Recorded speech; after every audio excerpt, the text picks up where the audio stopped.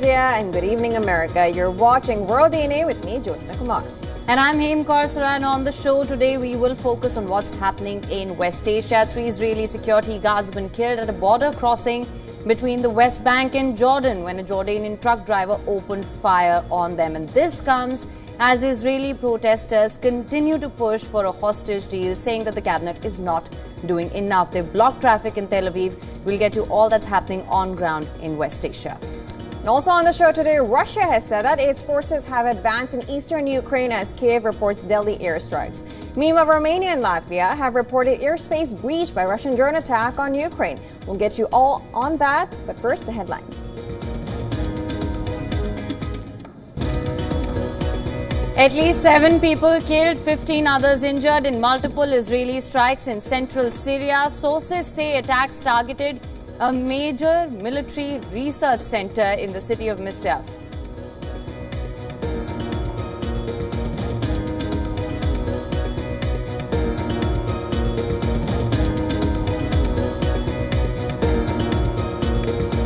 Three people killed by a Jordanian national in a shooting attack at a crossing between the occupied West Bank and Jordan. Hundreds marched in Amman to salute the attacker who was killed by Israeli forces.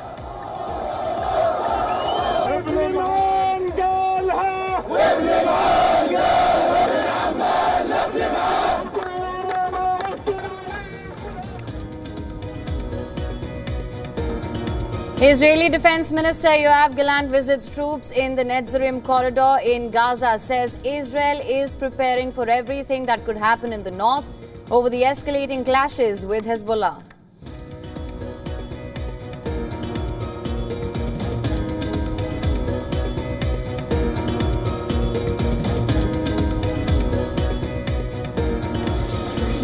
Supporters of President Vladimir Putin and his war in Ukraine set to win gubernatorial races across Russia, including in Kursk, where Ukrainian forces have seized control of some towns and territory.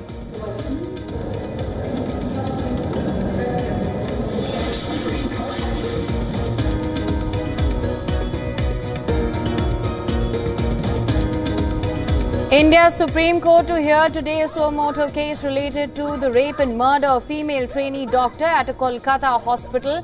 This as hundreds joined protests demanding justice and safer working conditions for medical professionals to mark 1 month of the incident.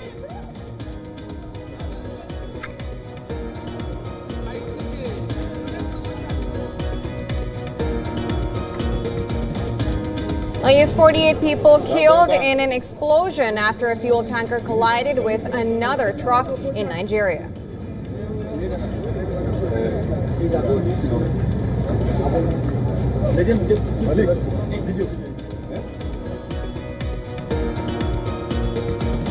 Boeing and its union have reached a tentative agreement that could avert a strike. The 4-year deal includes a 25% wage increase, 12 weeks of paid parental leave, and improved job security.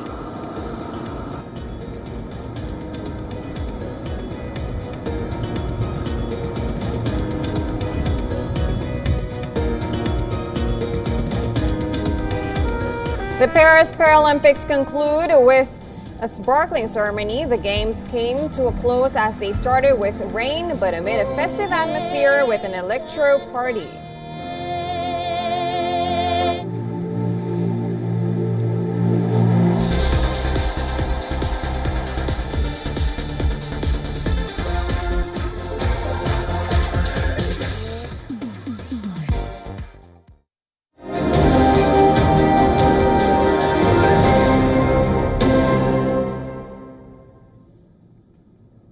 US Vice President Kamala Harris will make her presidential debate debut on Thursday, that's the 10th of September.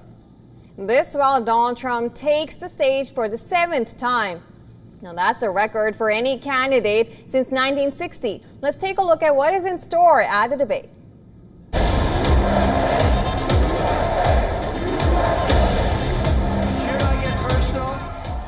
Americans, it is said, see presidential debates as a job interview for the candidates.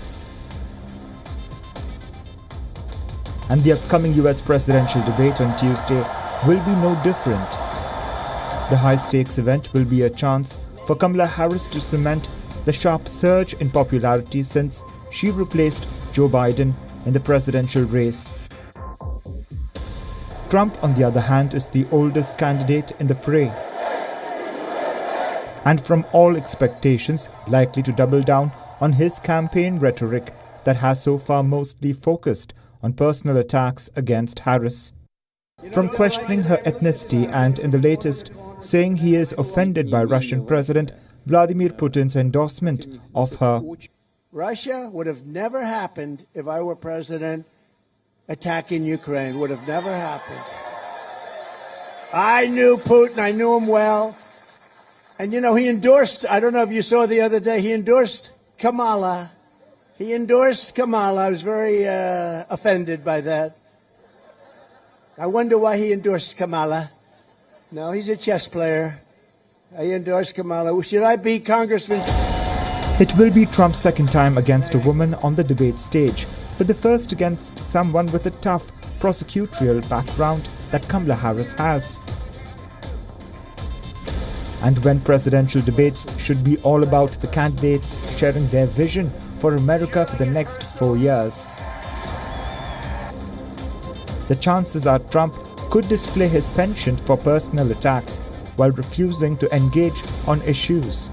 Trump has done this so far in his debates against Hillary Clinton in 2016 and 2 against Biden in 2020. But whatever the outcome on Tuesday, voters know that a debate victory doesn't always translate into an electoral win for the candidates. Hillary Clinton discovered it in 2016, winning the 3 debates but losing the election to Trump. Bureau Report, WION World is One. I love you. Get out. You gotta get out and vote. In 4 years, you don't have to vote again. It seems former U.S. President George Bush does not plan to make any endorsements ahead of the U.S. presidential elections in November.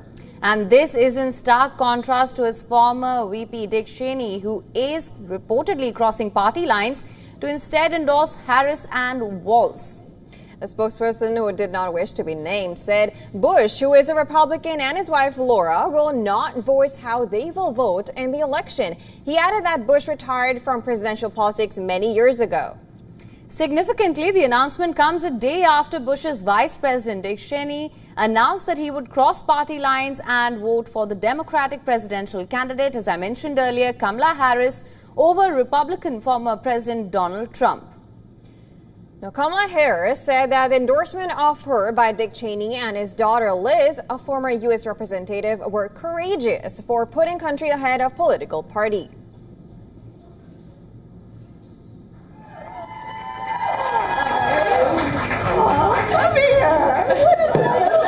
Actually, I'm honored to have their endorsement, and I think that what they both, as leaders who are well respected, are making an important statement that it's okay, and if not important, to put country above party.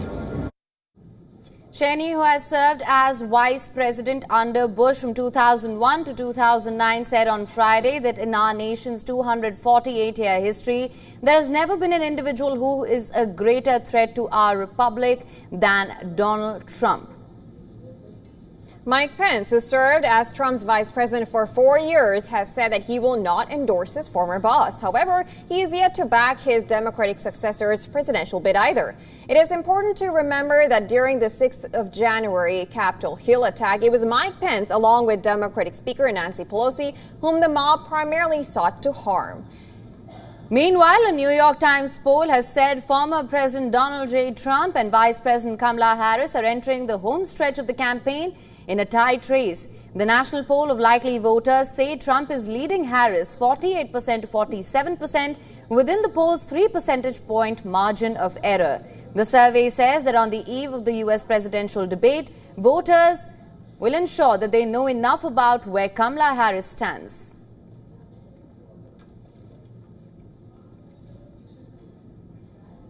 And for more on this, we're now being joined by from New York, a lawyer and political commentator, Mark Mirowitz, who is a professor at the State University of New York Maritime College. Thank you so much for joining us on the show today. Let me begin by asking, it's interesting From the last time, we have now Kamala Harris, who is now debating Trump. First for Kamala Harris, seventh for Trump. What are you expecting? It's very hard to know what to expect. As far as Kamala Harris is concerned, we don't know where she stands on any issues because she doesn't give any press conferences. She does rallies, and it's a very unusual election. I know you compared this in your explanation to all these other elections, but this one's unique because we had candidate Joe Biden, and suddenly he was not the candidate, and suddenly Kamala Harris was the candidate, and she never ran in a primary, and suddenly anointed as the candidate. It hasn't been very long, and she's now going to be debating Trump, who was a sitting president. So we really don't know what she says, what she means on various issues, and in fact, what we're seeing is changes in her positions on the border, on fracking, on Medicare for all. So we don't know what she stands for. I think we know what Trump stands for. So it's going to be very interesting. And I mean, it's correct to understand that it's going to be a personality aspect as well in the debate. Sir, absolutely. Even though there is ambiguity when it comes to policy issues, we have seen how the last presidential debate between Trump and Biden completely flipped the strategy for the Democrats. Now we know Kamala Harris has gained quite significant momentum and support ever since she took the baton from Biden. We are seeing her go into the debate with significant support that she's gained over the past month or so. Trump, on the other hand, has been, of course, mired in legal challenges. He has also raised issues with the rules of the debate. That being said, how do you think both are positioned coming into this debate? I mean, the legal challenges, every single legal challenge against Trump has gone absolutely nowhere. A number of the cases, like the cases involving the judge in Florida, dismissed the case. The Supreme Court found that the president has immunity. The Georgia case fizzled out completely. And now in the New York case, the judge has postponed the sentencing till after the election. So that is, there's nothing going on there on that side. And as far as the other side, and I think it's very relevant to understand that 93% of Republicans support Trump. And as much as the Democrats want to show that they're surging, I don't believe they're surging. I believe what you're seeing is relief on the part of Democrats that Biden is no longer the candidate, because that was going downhill to disaster for the Democratic Party. Harris comes in, we don't know what she thinks, but she does a great job at the rallies, at rallying the troops, using generalities, but never nailing down the policies, and attacking Trump. That's the key to the Democratic strategy, is to attack Trump and never explain their policy. And I'd like to turn in a moment. I'm going to ask me about all these endorsements. I'd love to talk about those too. Cheney and the fact that Bush is not endorsing. I think that is meaningless in the scheme of everything. And I think if you'd like me to elaborate, I'd be happy to. Right, exactly. I was actually going to come to that because, of course, this has become a big issue. Now, Bush has endorsed anyone, and another, as you mentioned, Dick Cheney, another Republican, has gone for supporting Democrats. I would like to elaborate on that. Well, first of all, Bush endorsed McCain and Romney against Obama, but he did not vote for or endorse Trump or Hillary Clinton. He did not endorse Trump or Biden. So nothing surprising about Bush. He's a former president. He doesn't want to be involved in politics. The one thing he did was to write in Condoleezza Rice, who was the Secretary of State, who I admire tremendously. I think she's one of the great Americans. But that was just a point of showing his affection for his former Secretary of State. As far as Cheney is concerned, Cheney the father and Cheney the daughter. Look, there's bad blood between the Cheneys and Trump. Why is that? Because Cheney voted to impeach Trump when she was a congresswoman. She was on the January 6th Select Committee that was looking into the tremendous insurrection, called what you want, invasion of the Capitol. And most importantly, Liz Cheney lost her primary to a Trump-backed candidate. So she is very, very unhappy and doesn't like Trump. So I don't agree with this point that Harris makes that Cheney is so courageous because she has country over party. Are you kidding me? First of all, Cheney is really not a Republican at this point. She's something hovering between a Democrat and an independent, but she's definitely not a Republican. She speaks like a Republican. She says she's conservative, but where does she fit? In America, there's party politics. You're a Democrat, you're a Republican. She is not a Republican at this point because the candidate of the Republican Party is Trump. And now she's coming in and trying to undermine him. And as far as the father is concerned, Dick Cheney, I mean, you know, a fascinating case. Watch the movie Vice, and you'll see a very famous movie about all the things that Dick Cheney was involved in, the war in Iraq, the war in Afghanistan, all sorts of things. So I don't think, if you really boil this down, that the electorate, that the people in this country are going to look at this and say, oh my, the Cheneys have taken a position on Trump. They don't trust him. They don't think this country can trust him. But at the end of the day, it's very personal. Trump basically and Cheney are antagonists. That's American politics. But please don't elevate this to a matter of deep principle and deep morality, because it's not. It's pure party politics, and they want to be on the winning side, and they think Harris is going to win, and when Harris wins, then maybe Cheney will be in the cabinet for Harris. I mean, this is what we're talking about here. This is not a matter of principle. I don't think so. I don't think so.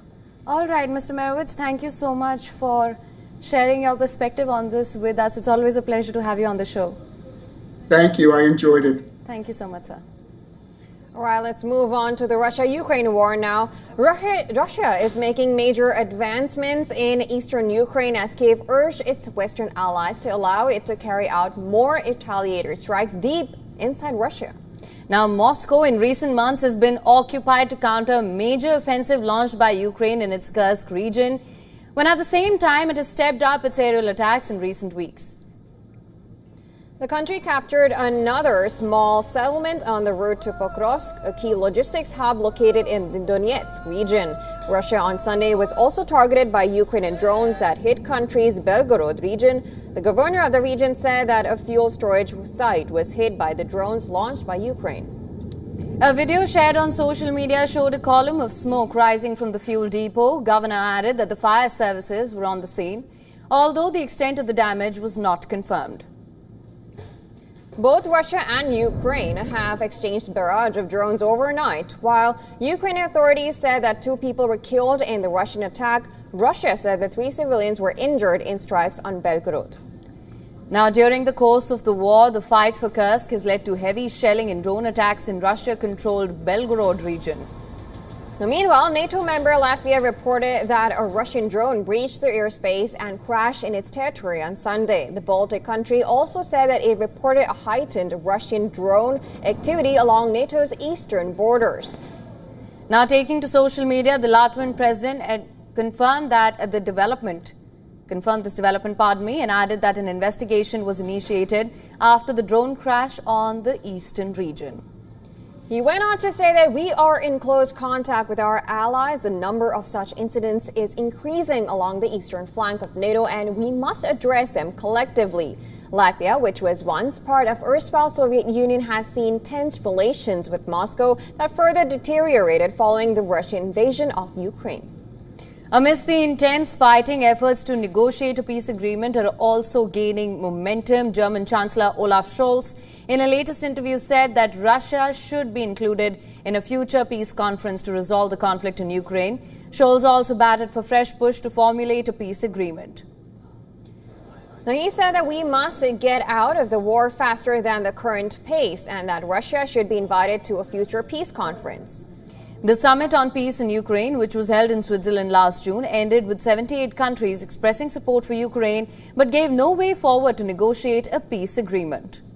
The German chancellor is seemingly under pressure for opening country's war chest for Ukraine after parties that oppose the arming of Ukraine did well in its state elections.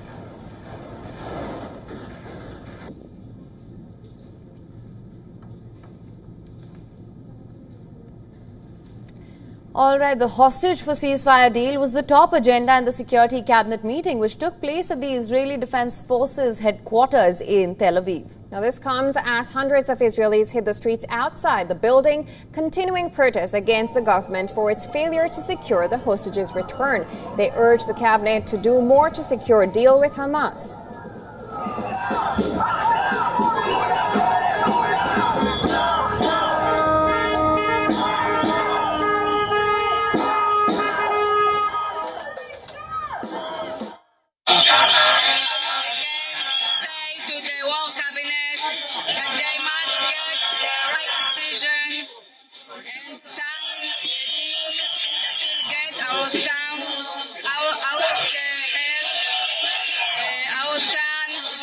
Israeli soldier, is there for 11 months, and we can't get it anymore, that our government can let him die in the tunnels of Hamas.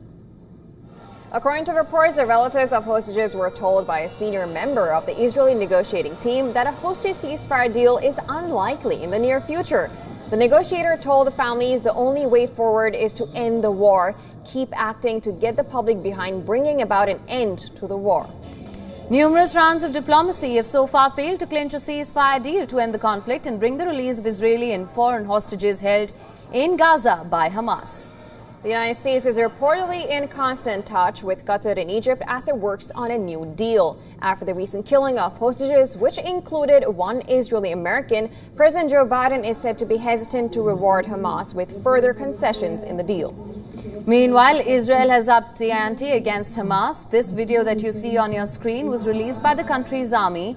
It is said to be of the military strikes on Hamas targets in Gaza. This one that you see on your screens right now. According to local medics, Israeli military strikes across the strip. It's killed at least 61 people in the past 48 hours.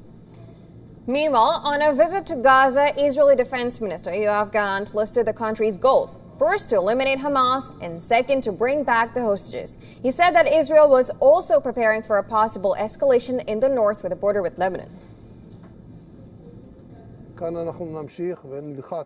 We are looking at the entire war front, and this means that while you are fighting here in Gaza, we are preparing for anything that can happen in the north and moving the center of gravity that can be quick and can also include you on a short schedule. We are preparing for all of these possibilities.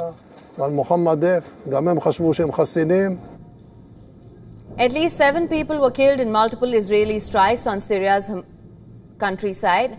According to the local health officials, 13 people were also injured in the attack. Meanwhile, a gunman killed 3 Israeli civilians along the border with Jordan at the Allenby Bridge border crossing in the occupied West Bank. The gunman, a Jordanian national named Maher al-Jazi, was later shot dead by security officers. According to Israeli authorities, Jordanians chanted slogans as they hit the street in support of al-Jazi.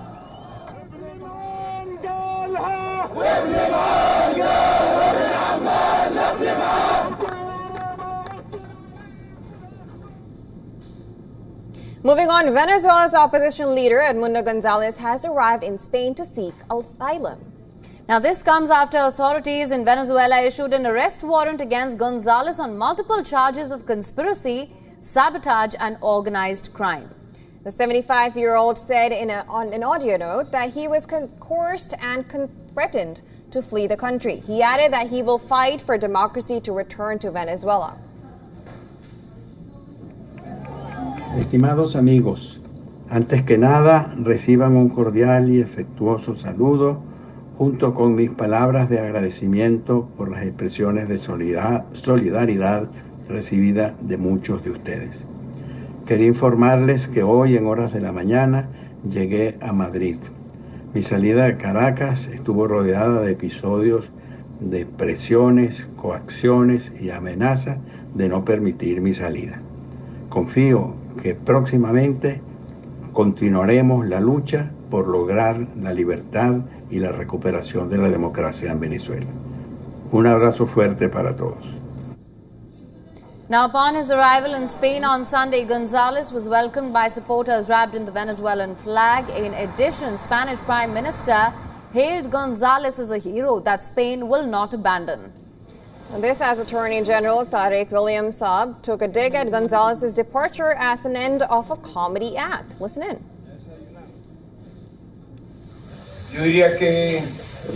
I would say that the brief season of a piece of farcical theatre, of a yawner that I could call comedy, of buffo theatre, initiated this year, 2024, and was called faithfully Hostile Final. And with that, it's time now for a short break. But don't go anywhere. On the other side of World DNA, hundreds of protesters in India's Kolkata continue to march on the streets to demand justice for the trainee doctor who was raped and killed in the city last month. This as India's Supreme Court will resume hearing a suo motu case on the matter today.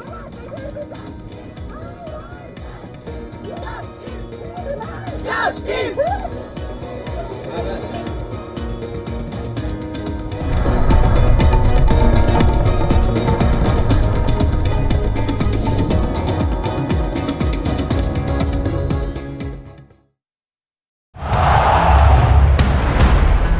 Everyone loves a contest.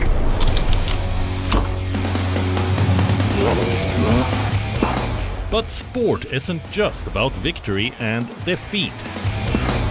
When the GOATs in sport speak, you hear it first on WION. You have to play good cricket over a period of time. I actually pushed myself right out of the damn tournament. We go beyond the stats. Our stories are quoted the world over. At WION, sport is part of our DNA. Come, join us on this journey. Weekdays 6:30 p.m. IST, 1 p.m. GMT. Namaste. Hello, friends. We did Dr. Subhash Chandra show, popularly known as DSC show, for 4 years, from August 2014 to August 2018. 28 states of Bharat. Of course, we reached out to all of you in 190 countries across the world. The show was very successful. Each episode was being watched by almost 25 million people every week. For past 6 years, the demand of the show has never died down. People write to us, people ask for the show to restart again. Hence, we are beginning the show once again on All Z Network, also on WION, which is the global network channel from India. Again, thank you for your love and affection. See you soon at Subhash Chandra Show.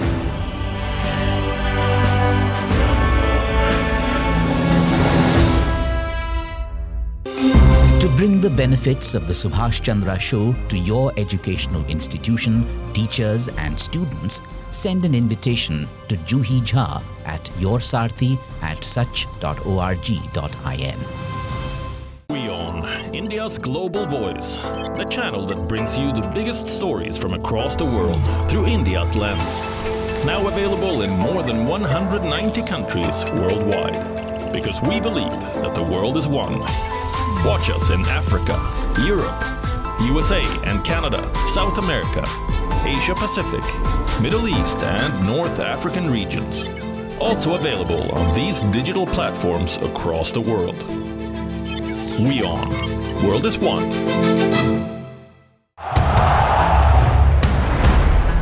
Everyone loves a contest.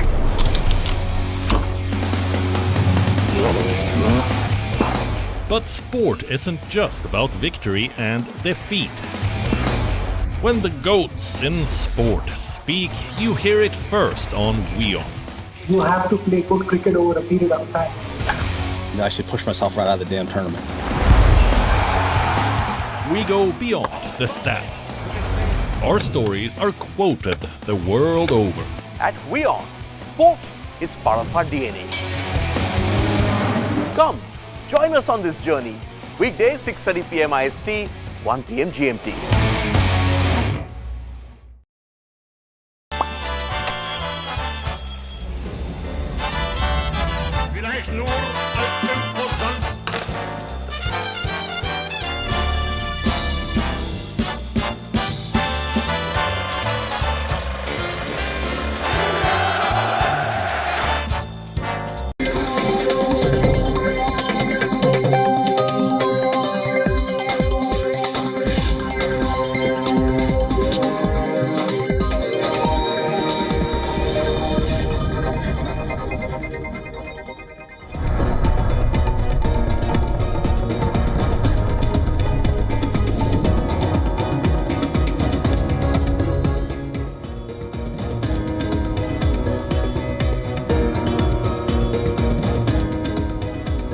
back. You're watching World DNA with me, Jyotsna Kumar, and my colleague Kim Corsoya. Let's start with the headlines.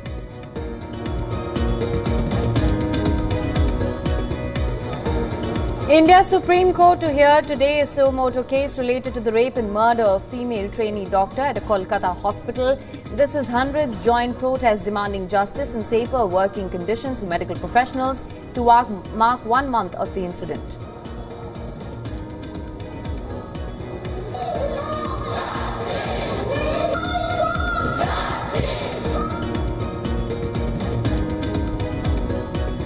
Crown Prince of Abu Dhabi to meet Indian Prime Minister Narendra Modi today during his first official visit to India. Both leaders to hold discussions on a wide range of areas of bilateral cooperation.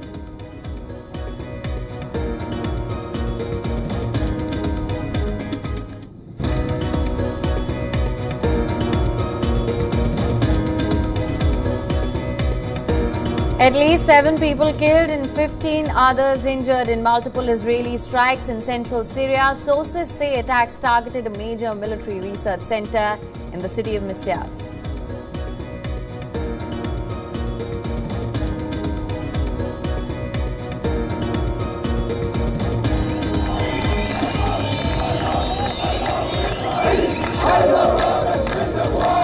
Three killed by a Jordanian national in a shooting attack at a crossing in the occupied West Bank. Hundreds marched in Amman in support of the attacker who was killed by Israeli forces.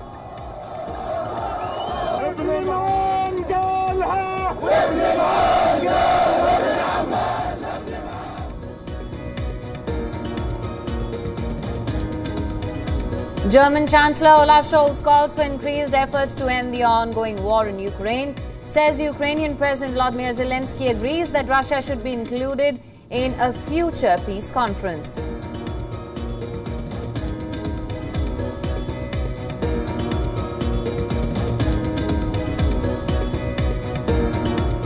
At least 48 killed in an explosion after a fuel tanker collided with another truck in Nigeria.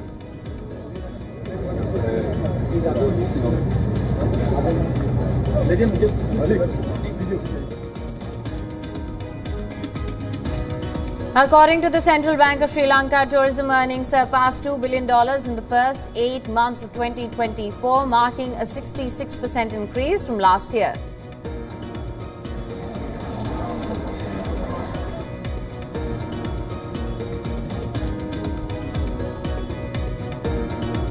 The Paris Paralympics conclude with a sparkling ceremony. The games came to a close as they started with rain, but amid a festive atmosphere with an electro party.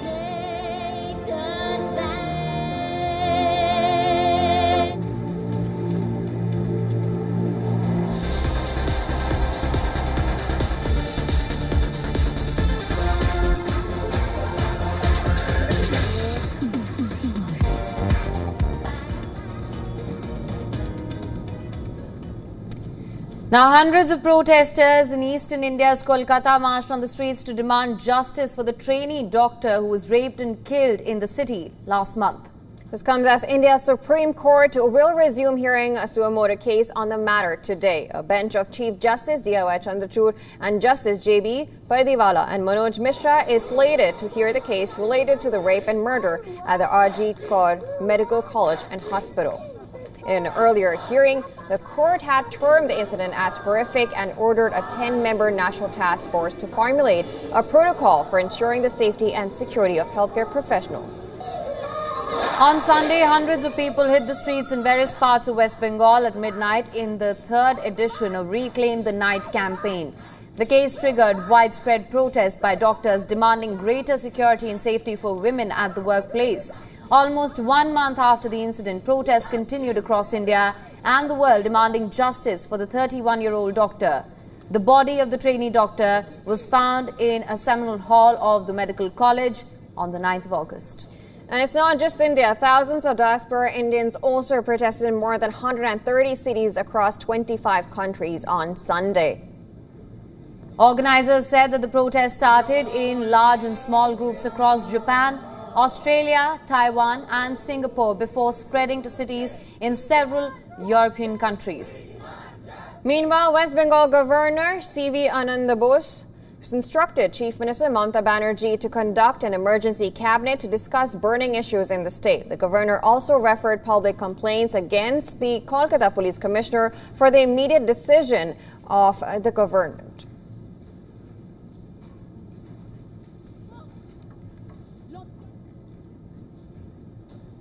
And moving on, Abu Dhabi's Crown Prince Khalid bin Mohammed Al Nahyan is in India for a crucial two-day visit.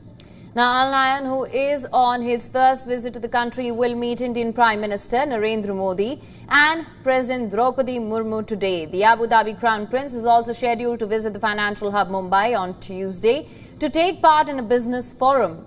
Indian and Emirati officials are expected to review their trade agreement this week amid reported concerns raised by the Indian industry over a sharp rise in imports of precious metals from the United Arab Emirates. India is one of the UAE's largest trading partners, and Indian citizens make up the largest community in the Gulf state, outnumbering Emiratis. Many work in sectors that are backbone of the economy. Both nations signed a Comprehensive Economic Partnership Agreement, or CEPA, earlier in 2022, following 3 months of negotiation.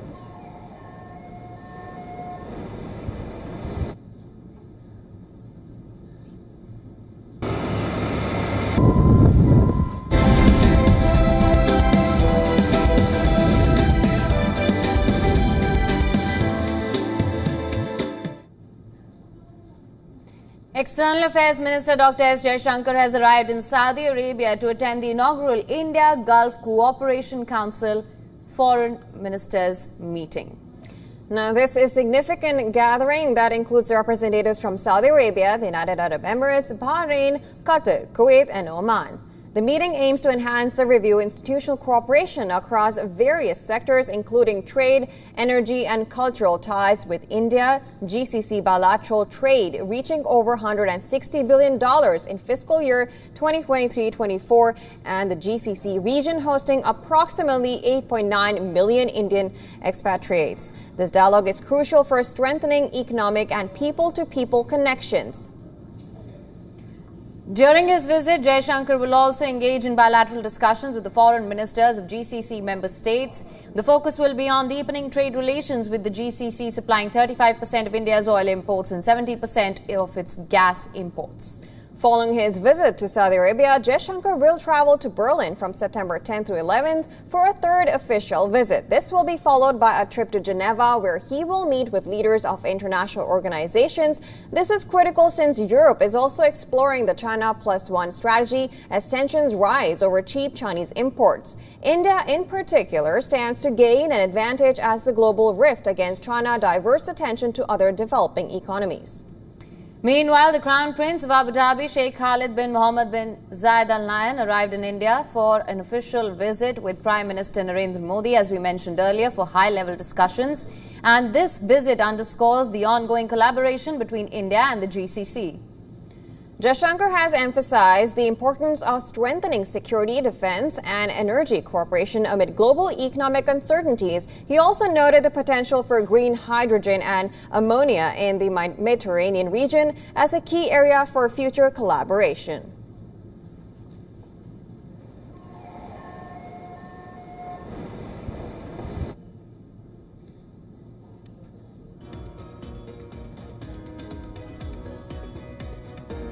Is India's economic boom helping create enough jobs for its youth? Well, a Bloomberg report suggests jam-packed job fairs and disillusioned graduates serve as a sobering reminder to investors who are putting their money on India to be the world's next great growth engine. Here's a report. Take a look. A Bloomberg report shows the economic boom isn't producing enough high-quality jobs to accommodate the millions of Indians joining the labor market annually. This is despite the optimism that is attracting investment from companies like Apple. The government has pledged 2 trillion rupees over 5 years to boost jobs and provide vocational training to 2 million individuals in the latest budget. According to a survey by investment bank Natixis, by 2030, 1 out of every 5 working-age people on Earth will be Indian. This suggests India needs to create at least 115 million new jobs by the end of the decade. The investment bank report shows that this is a Herculean task. The usual cycle of demographic dividend lasts for 15 years, during which the labor force grows, stabilizes, and then starts to age. There is a window of opportunity for India to capitalize on its demographic dividend, but a clock is ticking as well. Amit Basole, the head of the Center for Sustainable Employment at the Azim Premji University, said after 2040, working-age people will be outnumbered by non-working-age people. Basole added, if by then we aren't middle income, it's a serious issue that we are looking at because we don't know how to take care of so many dependents. India has some of the most extreme economic inequality in the world, which distorts its per capita GDP, which is little over $2,700. The employment situation is not improving. The Center for Monitoring Indian Economy reports that the total jobless rate increased to 8.05% in the year through March. That is up from 7.56% in the previous 12 months. In the 20 to 24 age group, the jobless rate was 42.8%.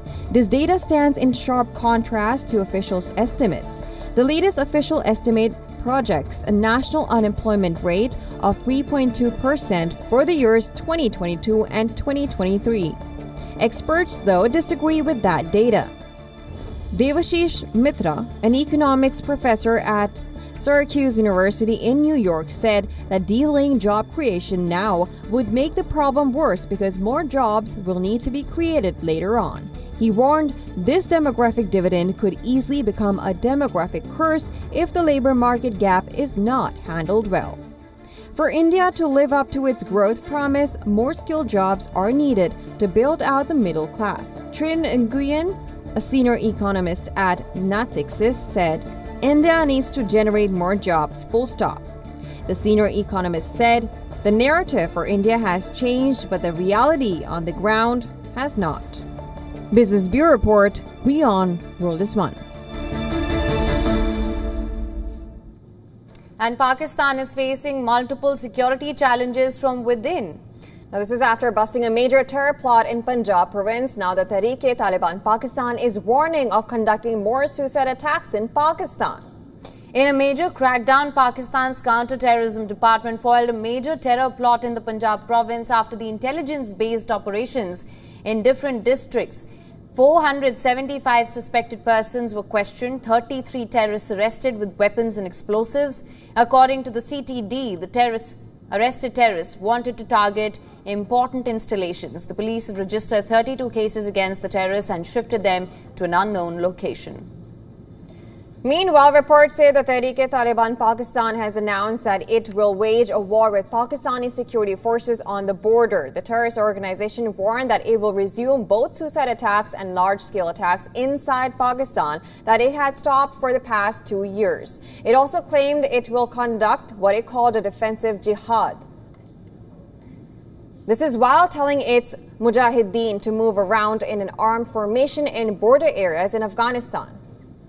Soon after its announcement on Friday, the TTP attempted an attack on the Mohmand Rifles headquarters in the district bordering Afghanistan. Pakistan security forces said that they eliminated the 4 suicide bombers in the wee hours of Friday as they tried to enter the headquarters.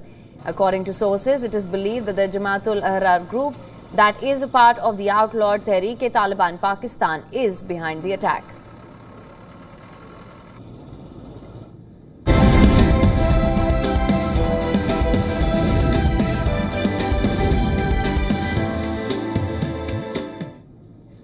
All right, it's time to now look at all the developments from the world of technology. A recent media report has revealed that Telegram is flooded with illegal and extremist content. Telegram is a cloud-based messaging app known for its privacy features and large group chat capabilities. The analysis, based on 3.2 million Telegram messages from 16,000 channels, uncovered that 1,500 channels were run by white supremacists and 24 of the channels were involved in weapons sales. Additionally, 22 channels were found to be promoting drugs like MDMA, cocaine, and heroin. Now, groups like Hamas and ISIS are also reportedly thriving on the platform, gathering large audiences across numerous channels. Telegram responded stating that 99.9% of its users are law-abiding and that they are improving features and moderation efforts.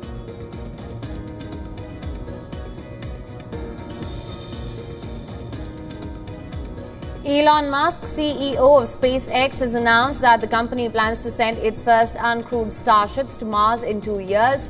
These initial missions will be unmanned to test the reliability of landing on Mars. Musk stated that if these landings are successful, crewed missions could start in 4 years. The billionaire envisions rapid increase in flight frequency, aiming to establish a self-sustaining city on Mars within 20 years.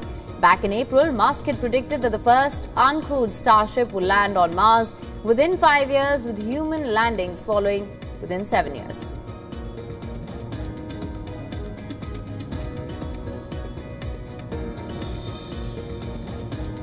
Malaysia's Communication Minister Fahmi Fadzil has ordered the communications regulator not to reroute web traffic through local domain name system or DNS servers. DNS translates web addresses into the numerical codes computers use to locate websites.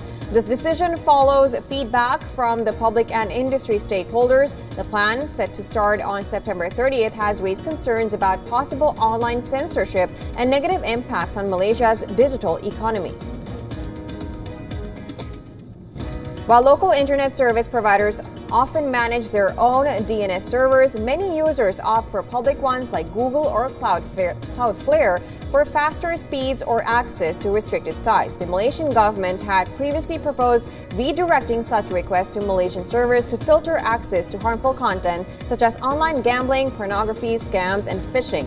Critics argue the plan could harm the digital economy, especially with recent investments from tech giants like Microsoft, Amazon, Nvidia, and Google.